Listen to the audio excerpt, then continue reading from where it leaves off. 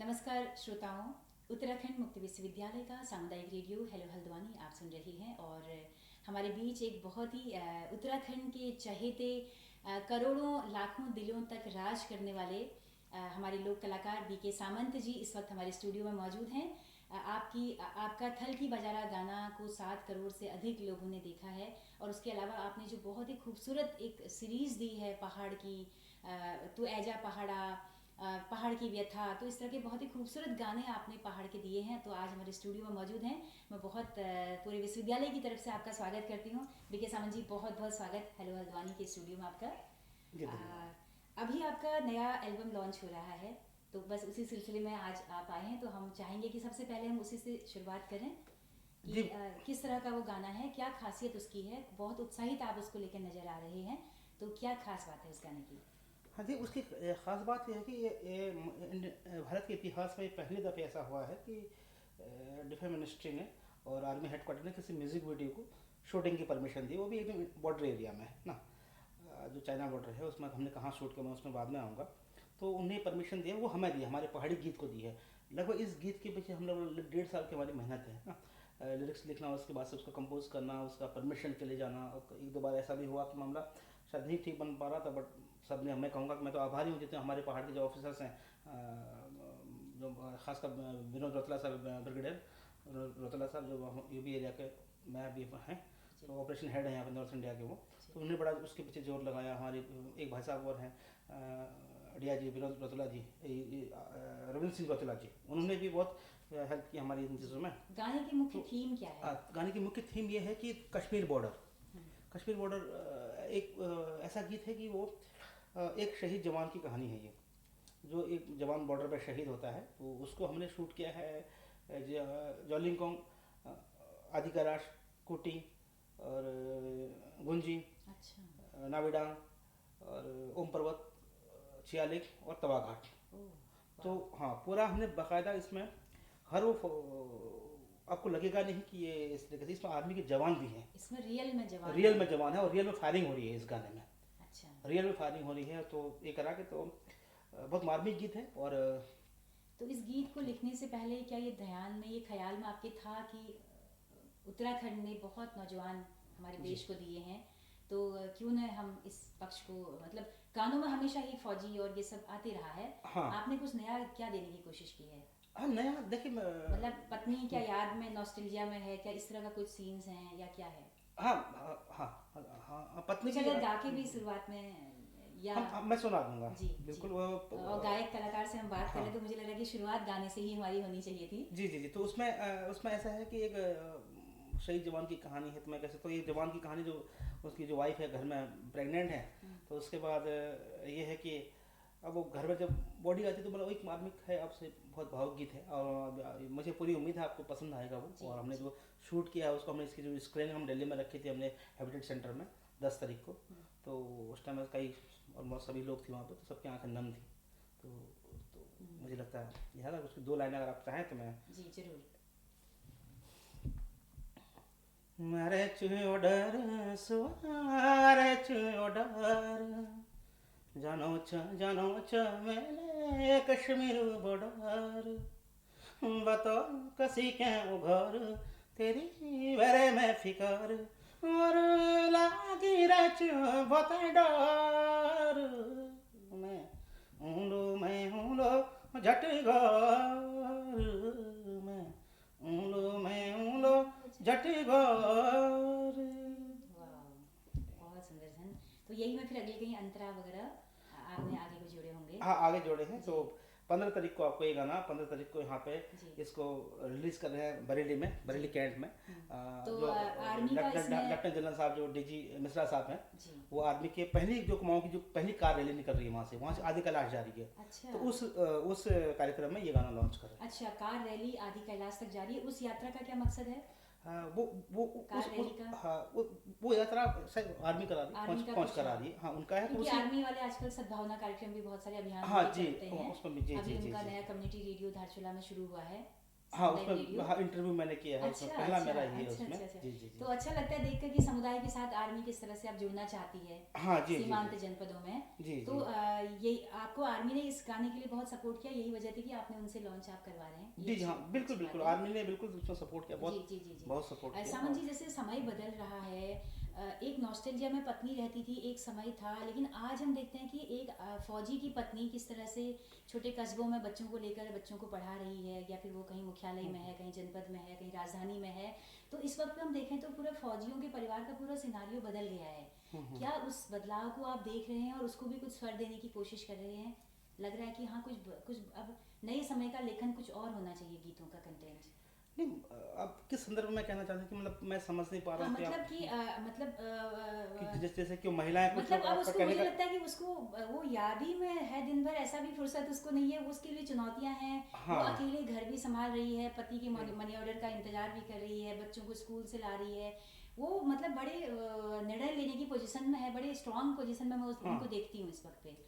हाँ बिल्कुल बिल्कुल उसमें हाँ है। और मुझे लगता है कुछ जो कुछ नेगेटिविटी जो लोग थोड़ा फैलाते हैं इसको हाँ लेकर के, हाँ वो हाँ उन्हें समझना चाहिए। अगर हम हमारे हाँ, घर परिवार के लोग अगर इस तरीके से रहेंगे तो क्या हम उनके बारे में हमारी यही राय है ना। बिल्कुल बिल्कुल तो बिल्कुल हम किसी के साथ भी ऐसा व्यवहार ना करें बिल्कुल और कि जो हमें लगे कोई हमारे साथ करे और हमें नागवार गुजरे ना। बिल्कुल बिल्कुल। तो मेरा ही मानना तो है। इस गीत, तो इस एल्बम के प्रमोशन के लिए ही आज खास तौर पे यहाँ जी पे जी हाँ आप उसके आए लिए हैं, तो और हमें जी अच्छा लग रहा है कि आप हेलो हल्द्वानी से इसका प्रचार कर रहे हैं, क्योंकि लोक कलाकारों को मंच देना सामुदायिक रेडियो का एक प्राथमिक काम है। तो क्या कहना चाहेंगे आप तमाम सुनने वालों को? उत्तराखंड में लाखों लोग आपके चहेते हैं, हर गीत में, हर शादी के कार्यक्रम से लेकर कुछ भी आयोजन घरों में होता है, तो इस आपके गानों के बिना वो अधूरा होता है एक तरह से कहें। तो क्या बोलेंगे अपने चाहने वालों के लिए आप इस एल्बम के हवाले से? नहीं, ये तो मेरा सौभाग्य है। देखिए मैं मानता हूँ कि ये पूरी दुनिया कलाकार है। अकेला मैं ही नहीं हूँ या ना दूसरा ही नहीं है। तो फिर वो चमकता वही है जो अपने आप को तराशता है, उस हद तक उसमें काम करता है अपने आप को उस ये करवा के। तो ये मेरा सौभाग्य है कि लोगों ने मुझे सराहा है, लोग मुझे सुन रहे हैं, सराह रहे हैं। तो अन्यथा तो कहाँ, मतलब मैं कहता हूँ कि मैं तो हमेशा कृतज्ञ रहूँगा ताउम्र लोगों का, कि जिन लोगों ने मुझे इस तरीके से सपोर्ट किया या कर रहे हैं। तो ये मेरा मानना है जी। तो बातें बहुत सारी आपसे करनी है, शुरुआत कहाँ से करूँ समझ नहीं आ रहा है। आप देश की आर्थिक राजधानी में एक कारोबारी के तौर पर भी जाने जाते हैं, और बहुत लंबा अरसा आपने पहाड़ एकदम से छूट गया था आपसे, जी लगभग 17-18 साल आप पहाड़ नहीं लौटे हैं। तो वो लौटने की कहानी फिर क्या थी, और उसके बाद अब आप पूरे पहाड़ के लिए एक तरह से समर्पित होकर गाने लिख रहे हैं। मैंने कुछ आपके गाने सुने जो बहुत ही बहुत पलायन पे हैं। तो एजा पहाड़ आपका एक ललकारता हुआ है युवाओं को कि क्यों हम पहाड़ लौटें। थोड़ा सा मैं चाहती हूँ कि इस गाने को गुनगुनाएं आप, बहुत सुंदर गीत है। उसके बाद हम बातचीत, गानों के साथ साथ बातचीत हम करेंगे। जी जी हाँ। ओ आँखों को काजल, होने को बादल, बोलूं मैं पे तू है जा, धूफे को आंचल, सुनियो गंगाड़, सुनियो गंगाड़, कर मैं डड़ा डाड़, तू आ जाओ पहाड़, बंदियो घरे द्वार, लागी रानो उजाड़, तू आ जाओ पहाड़। वाह वाह, मतलब निराई लग जाए पता है गीतन सुन रहे सावन जी। मैं जैसे हम किशोर कुमार के मैं बीच में कुमाऊनी में आ जानी हाँ हाँ बिल्कुल पहचान, बिल्कुल जैसा किशोर कुमार को जैसे हम सुनते हैं तो वो एक उनका खास स्टाइल है ना गाने का, हाँ हाँ उडलई उडलई उडलई करके जो वो करते हैं। हाँ हाँ। तो ऐसा ही मुझे आपका भी एक खास अंदाज लग रहा है कि आप जो अंदर से एक आवाज़ निकाल रहे हैं, वो बहुत ही कमाल की आवाज़ है। तो वो ये खास आपका स्टाइल है, ये क्या शुरुआत से आप इसी तरह से गाते रहे हैं?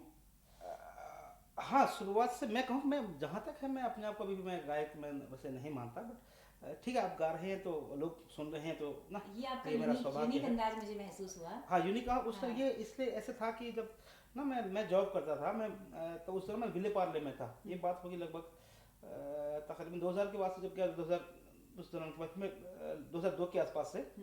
तो 2-3 साल मैंने तो मुझे ट्रेन में जाना होता था, तो ट्रेन के दरवाजे में मैं खड़ा होकर के मैं नुसरत फतेह अली खान साहब के गाने सुना करता था।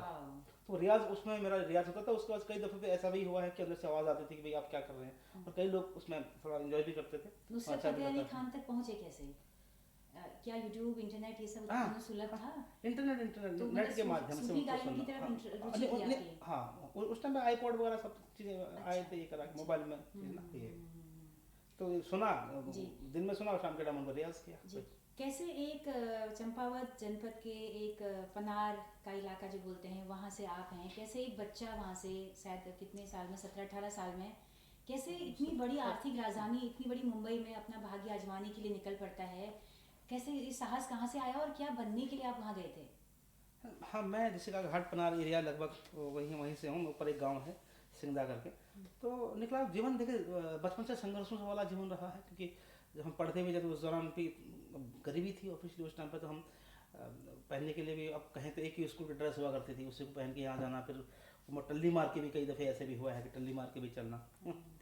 तो फिर उसी अब तो टल्ली ब्रांड बन चुका है, अब तो ब्रांड बन चुका है। तब तो हमने फटी जीन्स हाँ, पहनने का फैशन है। अब तो फैशन बन गया, बट वो ये फैशन है, वो वो पैशन टल्ली था। और सामन जी वो टल्ली लगाने वाले टेलर भी बहुत कमाल के होते थे, वो हाँ, छोटे छोटे कस्बे वाले छोटे टेलर, कस्बे वाले, जो बढ़िया हाँ, टेल बढ़िया टल्ला टेल- भी बड़ा शानदार हाँ, लगता था, शानदार लगा एक था, पीछे बिल्कुल होता बिल्कुल, था, हाँ घुटनों में होता था। हाँ। अब आज की जनरेशन का बोलते थे इनका फैशन है, तब वो हमारा टल्ली हमारा पैशन हुआ करता था। क्या बात है। पैशन आप वो पहन के हमने कैसे भी आगे बढ़ना है, बस बिल्कुल। चाहे कोई भी नौबत आ जाए बिल्कुल, उससे ये करा के। तो और निकले उस दौरान, फिर कई जगहों पे काम किया। मैं आप गीत लिख रहे थे तो आप क्या फिल्म इंडस्ट्री में हाथ आजमाने गए थे? हाँ, मैं उसी के लिए गया था, मैं हिंदी के लिए गया था वहाँ पे। बट जब वहाँ पे आके देखा तो एक बार मैं उस दौरान फिर जैसे बम्बई पहुँचा तो 1-1.5 महीने में मैं जानकी कुटीर में मिलने का मुझे मौका मिला कैफी आजमी साहब से। तो जब वहाँ गए हम, तो अब लिखना ही नहीं आता था कुछ, क्या कैफी लिखें। आजमी साहब से मिले आप? हाँ जी, अच्छा। मैं उन्होंने कहा "ये आप एक काम करिए, आपका ये सब गाइए, और गाँव में ज़मीन कितनी है आपकी?" तो उन्होंने कहा सर इतनी है सर, ये करा के। तो बोले ठीक, आप हल चलाना जानते हो? हाँ, मैं बिल्कुल जानता। बोला आप गाँव जाइए, हल चलाइए बस। तो वो तो ये वाला मसला था। तो लगा तो उसने कहीं ना कहीं एक टीस अंदर दी कि कुछ करके दिखाना है। हाँ, करके दिखाना है। तो वही उन्होंने सही कहा, ये करा के। और वो अगर वो उस टाइम पर अगर वो नहीं कहते तो मुझे नहीं लगता कि मैं अपने आप को तराश पाता लिखने में। अब हम हमारे पहाड़ तब क्या था हमारे, तो रेलवे हमारे तो लोहा घाटी, मतलब मैं कहूँ दिल्ली था, हमारे तो ट्रेनें जो थी वो वही हवाई जहाज थे ना। तो जब ये हुआ तो उसके बाद फिर दिल्ली में एक समय ऐसा था कि दिल्ली में हम नारायणा की कुछ पहाड़ियाँ हैं, तो उसके ऊपर हम बैठे हुए थे, कुछ एक दोस्त लोग थे ना। तो मैंने कहा देखना एक दिन मैं इस फ्लाइट हवाई जहाज से आऊँगा और ये करूँगा। तो बोला क्या ऐसे करा कि एक हफ्ते उसके बाद मैंने कम से कम नहीं तो 500 बार टेक ऑफ किया होगा। अच्छा। तो ये करा के तो ये चीज़ें थी वहाँ। फिर संघर्ष रहा। मैं कहूँ 5 दिन फुटपाथ में रहा मैं, मुंबई सेंट्रल। कोई रिश्तेदार नहीं आपके वहाँ पे, कोई रिलेटिव नहीं। और ये मैं मेरा ही मानना है कि मैं अगर उनके पास नहीं गया, ये भगवान ने मुझे बहुत सबसे बड़ी चीज़ मुझे मेरे लिए ये की कि मुझे किसी उसके ना कोई मेरे पैरों की बेड़ियाँ बने, या फिर कोई आपके सर में बैठे, तो वो आप कुछ नहीं कर पाते ज़िंदगी में ना।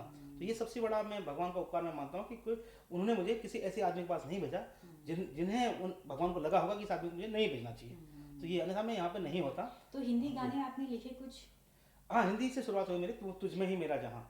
अच्छा। उसके बाद भी कई नज़में हैं मेरी, ये गाना कविताएं कहीं हैं। आया भी रिलीज? हाँ है, रिलीज है अच्छा, गाना अच्छा। टाइम्स म्यूजिक से, जो है टाइम्स ग्रुप है, अच्छा। उससे वहाँ से। तो लिखा भी है आपने, गाया भी है? नहीं, मैंने गाया नहीं है, अच्छा। वो देवनेगी ने गाया है, मैंने लिखा है खाली अच्छा, बस वही। अच्छा। तो लिखा है मैंने, और नज़में कई लिखा है मैं हिंदी से। मैं कहूँ तो देखिए बहुत सारी चीज़ें वहाँ पे, इतनी बड़ी पॉपुलेशन है उसमें, कितने लिरिसिस्ट हैं, 4-5 लिरिसिस्ट लिखने वाले गीतकार हैं, और गाने वाले 8-10 लोग हैं। तो बहुत रेशियो वहाँ पे, बहुत मेहनत है वहाँ पे। तो जी, आपकी परिवार की अगर बात करें तो 2 बेटियां आपकी हैं प्यारी सी, और जी। पत्नी आपकी जो है वो महाराष्ट्रियन है। जी जी जी, तो महाराष्ट्र, हाँ जी। तो ये अच्छा है कि आप आदर करते हैं हर संस्कृतियों का, हर उसका एक आपके घर में एक मिसाल है उस चीज़ की, अच्छी बात है। इसका प्रभाव भी कहीं ना कहीं हाँ जी। चीज़ों में पड़ता है। तो आप थोड़ा सा बताएं कि जो कुमाऊँ का जो पहला गाना आपने लिखा वो क्या था, और किस चीज़ ने आपको प्रेरित किया कि मैं अपने पहाड़ के कुछ गाने लिखूं? हाँ, मैं कहूँ कि मैं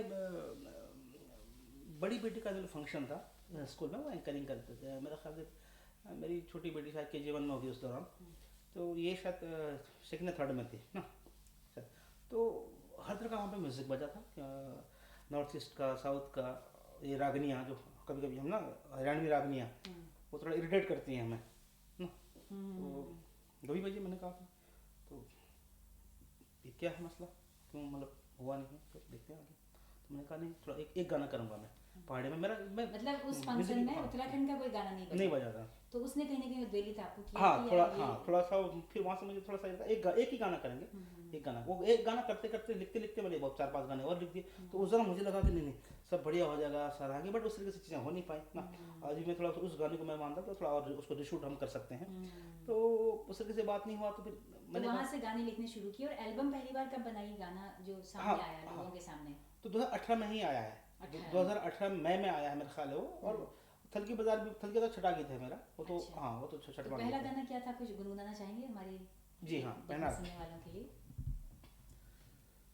रंग रंगीन कुमाऊं मेरी रंगीलो गढ़वाला, यो फूलों की घाटी और यो नौ कुचिया ताला, ठाड़ी रेच देखा मेरो यो मुचो हिमाल, टण कण हरियार यो हरिया बुग्याल, कह बसो कोयल सुनाओ, कह बसो कोयल सुना, कह न चीर मोर, चारों ओर बादल घन घोरा, फिर सारा बोरा, यो मेरो पहाड़, यो मेरो पहाड़। वाह, आपने तो पहला ही गाना इतना शानदार लिखा है।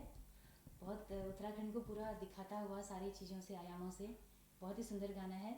इसकी जो धुन आपने बनाई है, खुद खुद आपने बनाई है इसकी धुन? हाँ खुद, हाँ खुद ही धुन खुद ही तो बनाई आपकी धुनों में ना एक बहुत ही उदासी भी है। एक हाँ एक जो पहाड़ था उस दौर का, वो आगे आ जाता है आंखों के सामने कि हाँ, ये वो समय का पहाड़ की बात हो रही है। हाँ जी, मैं करेक्ट कर जबकि दूँ। आज आप आज वो चीजें कर रहे हैं ना, तो हाँ आपको लगता है कि जो धुनें थी हमारी पुरानी हाँ जी, धुनें, तो सामूहिक धुनें होती हैं, हाँ लोकगीत हाँ सामूहिक गीत होते सामूहिक हैं। गीत होते हैं, जी अब जी आज तो हम लिख रहे हैं तो आज हमारा अधिकार उस पे है, जी। लेकिन पहले से ऐसा नहीं होता था। तो आपको लगता है कि जो धुनों पे आज काम हो रहा है, तो हम कुछ नए कलेवर के साथ उसको प्रस्तुत कर सकते हैं, उसमें कोई गुरेज नहीं है, उसमें कोई दिक्कत नहीं होनी चाहिए। पुरानी धुनों को अगर हम नए रूप में ला रहे हैं, जीवित जी रख रहे हैं उसे, हाँ हाँ, तो उसमें क्या कोई दिक्कत है? नहीं दिक्कत बिल्कुल नहीं है, हाँ। लेकिन अब उसमें अब मेरा ये मानना है, हाँ मैं पहले तो मैं इसमें आता हूँ, क्योंकि ये मेरा एक ही गीत है जो मैंने ट्रेडिशनल फोक से उठाया है, वो बाजा झुपड़ी वाली बाजा, बट उसकी पहली लाइन ही वो फोक की, बाकी जो लाइनें मैंने इजाद की हुई, मैंने लिखी हुई हैं। अच्छा, तो अच्छा। ये मतलब मैं क्लियर और कर इसकी दूँ, धुन आपका पूरी अपनी हाँ धुन है? बाकी बाकी जो गीत है मेरे, उसकी सबकी अब मेरी अपनी धुनें हैं।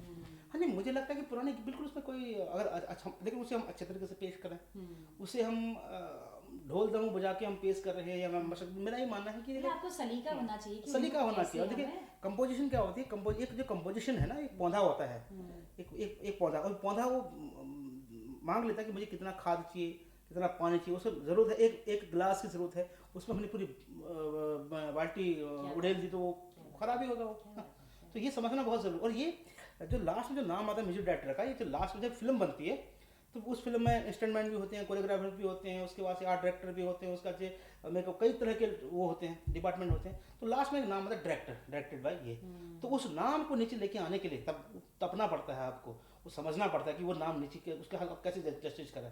तो वही काम म्यूजिक डायरेक्टर का भी है ना, जो नाम नीचे मार। तो आपने लगभग अपने सारे गीतों के म्यूजिक डायरेक्टर आप खुद ही रहे हाँ हैं। हाँ, मैंने लिरिसिस्ट आप खुद हैं, सिंगर आप खुद हैं, तो एक तरह से पूरा दारोमदार आपने अपने गीतों का खुद ले रखा है। तो आपको लगता है कि आप उस सही रूप में पेश कर पा रहे हो जो आपकी मंशा थी?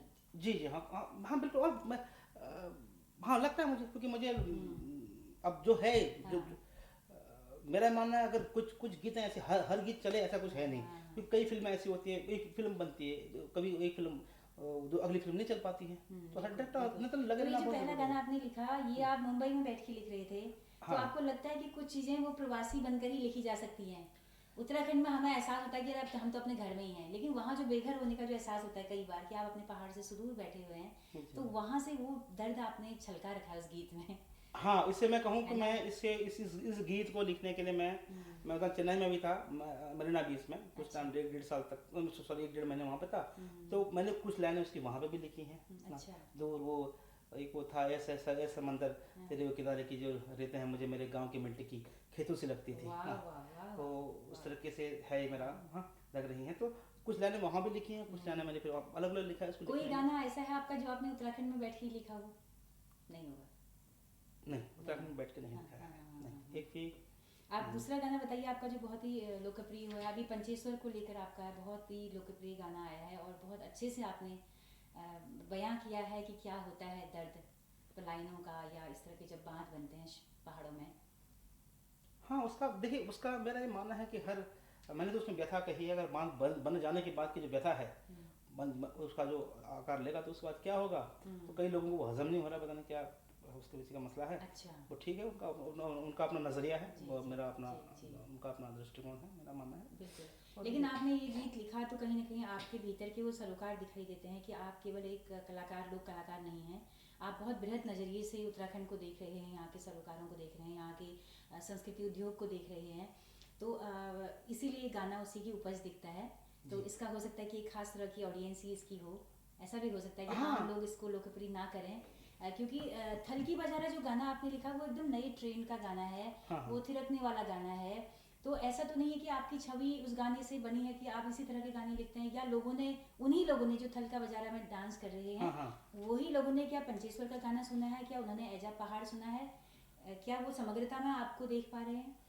हाँ, देखिए दो तरह की चीज़ें, मेरा ये मानना है कि सिनेमा सभी, म्यूजिक सभी का अपना अपना अलग है ना। अगर कोई कोई किसी को गज़लें पसंद है, किसी को क्लासिकल पसंद है, क्लासिकल सुनने वालों की तादाद है कितनी? अब क्लासिकल ना बहुत कम है। और उसके बाद से मैं कि कोई नगमे सुन रहा है, कोई रैप सुन रहा है, कोई इनका हर तरह की अपनी एक ऑडियंस है।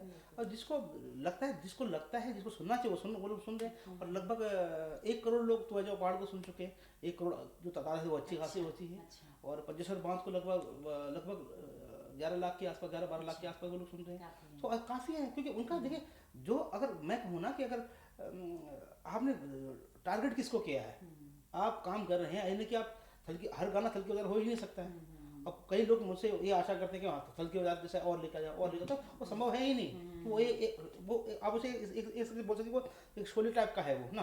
तो मैं नहीं कह रहा हूँ, बट मेरे ये नहीं है, बट मुझसे नहीं हो पाएगा वो। मैं थलकी बाजार के ऊपर का नहीं लेकर आ सकता मैं, क्योंकि वो मैंने उसमें उसके लिए मुझे कितनी एनर्जी लगी है, क्या क्या लगा है, सारा मेरा शब्दकोश लगा, जो मेरा था, जो थोड़ा बहुत जो म्यूजिक का मेरा थोड़ा नॉलेज जो है मुझे ना, तो वो सब मैंने उसको झोंका हुआ है। हालांकि बाकी की तो मैं झोंका, लेकिन लोग कहें कि वापस थलकी बाजार हो, तो वो ना मैं कभी करूँगा ना, ना वो संभव ही नहीं है। हाँ, ठीक है मैं। हालांकि और लोग कोशिश कर रहे हैं कि उसी तरह के गाने कुछ और बनाए जाएं। हाँ, वो देखिए उनका, जब एक गाना हाँ हिट होता है तो कोशिशें रहती हैं कि भाई इसी तर्ज पे क्या पता हम भी बनाएं तो हिट हो जाएं। हाँ, लोग किया है, लोगों ने किया है कि जो वो उसमें मुझे कोई आपत्ति भी नहीं। उनको अब वो कर रहे हैं तो उनका अपना है, अपना पक्ष है, वो करें उसमें से। लेकिन मैं कोशिश करता हूँ कि मैं किसी को कॉपी ना करूँ। क्यों अपना चीज़ें किया जाए, तो अपना अपना एक चीज़ जो चीज़ें हैं। और मैं गाने के लिए भी तैयार हूँ लोगों के लिए, लेकिन वो शब्द भी तो वैसे होने चाहिए ना, मुझे मिलने चाहिए ना वो। थलकी बजारा के बाद क्या बहुत सारी अपेक्षाएं आपसे ऑब्वियसली बढ़ गई होंगी, तो आपने उस प्रेशर को महसूस करके किया, मतलब उसको सकारात्मक रूप में लिया या थोड़ा दबाव महसूस हुआ? और उसके बाद दूसरा आपका कौन सा गाना लॉन्च हुआ फिर थलकी बजारा के बाद? नहीं, बिल्कुल प्रेशर, बिल्कुल मुझे लगा मैं प्रेशर लूंगा तो क्रिएटिविटी में प्रेशर होता ही नहीं ना। को मतलब ही नहीं, आप प्रेशर लेके काम करेंगे तो काम खराब होगा ना। ये कोई, मैं नहीं कहता कोई अलग कोई ऐसा गाड़ी चलाने वाला काम है, जल्दी जाना है, ये करा कि वो सा नहीं है। तो उसके हाँ अभी आता मैं थलकी बाजार के बाद जो गीत है, 7 जन्म 7 वचन रहा है वो। अच्छा। और जो पति पत्नी के जो रिश्ते हैं उन पे है मेरा। एक उन पे है 7 जन्म, वो भी लगभग हिट ही है। अच्छा, उसके बाद फिर कौन सा हाँ गाना? हाँ, उसके बाद आया 7 जन्म 7 वचन, तू है जाओ पहाड़। तू आ जा पहाड़। हाँ, ये काफी लोकप्रिय हुआ। हाँ, ये लोकप्रिय हुआ काफ़ी। तू आ जाओ पहाड़ जो गीत हुआ, इसका ऐसा रहा कि गुनगुना के लिए सुनाते रहिएगा शायद मैंने सुनाया है आपको। हाँ, तू आ जाओ पहाड़ तो लाइनें सुना दी मैंने। हाँ बिल्कुल हाँ, बिल्कुल। तो ये करा कि तो इसका ये था कि अगर सक्षम हो गए तो आइए पहाड़ों की तरफ लौटिए। अगर आपके पीछे आपके रिश्तेदार हैं तो उनके लिए कुछ देखिए, और अगर आपके पड़ोस में कुछ है उनके लिए, अगर वो सक्षम नहीं है तो उनके लिए कुछ करिए। गाँव पड़ोस जो जो बनता है। अब हालांकि मुझे लग रहा है कि पहाड़ों में तो बहुत लोगों के पास बहुत पैसा आ गया, तब मुझे लगता था कि नहीं है, बट अब लग रहा है। अब हमें नहीं पूछते वो। तो ये जो पहाड़ बदल रहे हैं, आपको लगता है कि हमारे लोकगीत वो औजार बनने चाहिए कि जो बदलाव को दिखाएं? कई बार हम बहुत ज़्यादा नॉस्टैल्जिया में चले जाते हैं ना, स्मृतियों में। लगातार हम देख रहे हैं कि सोशल मीडिया के आने के बाद सुदूर प्रवासी कह रहा हाँ हमारे पहाड़ यशी, हाँ यशी यस करचियाँ, थोड़ा उसको आगे लेते हुए थोड़ा बदलाव, अगर सकारात्मक है तो उसको बताएं, नकारात्मक है तो उसको भी बताएं। वो भी एक लोक कलाकार का ही काम है। नरेंद्र सिंह नेगी जी ने जिस तरह के गाने लिखे कि भाई देहरादून वाला मैं हूँ, और बड़ा हिट हुआ, वो कहीं ना कहीं आपको लगता है कि मैसेज एक छोड़ता है वो युवा पीढ़ी में?